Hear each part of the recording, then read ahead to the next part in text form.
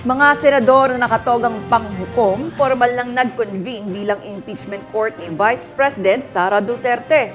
Nasa Senado ngayon si Gazi Sari para sa buong detalye ng balitang yan. Formal nang nag-convene ang Senado bilang impeachment court habang ang pinakabagong hatian ay 13 sa majority at 11 sa minority. Ang dalawa nag-abstain kamakailan na si Senator J.V. Ejercito at Senator Mig Zubiri ay napapabilang na ngayon sa hanay ng minority. Bago ang pagko-convene ng Senado, naghalal ng bagong Senate Secretariat matapos magbitiw sa pwesto si dating Secretariat Mark Mendoza na pinalitan naman ngayon ni Jose Luis Montales. Kasabay ng pagpapalit ng kalihim ay ang umuugong ng mga usapin hinggil sa posibilidad ng panibagong kudita sa Senado, ngunit hindi ito tumulak bagong pag-convene ng Senado. Ilang sandali bago ito ay inihayag ni Senate President Cayetano na handa sana siyang tanggapin ng anumang kahihinatnan sakaling mapalitan siya sa liderato.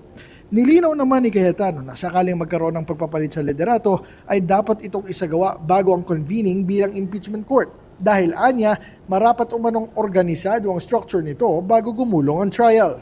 Matatanda ang humaharap ang Senado sa sari-saring kontrobersiya kamakailan matapos makaalis si Senator Bato de la Rosa sa Senate premises.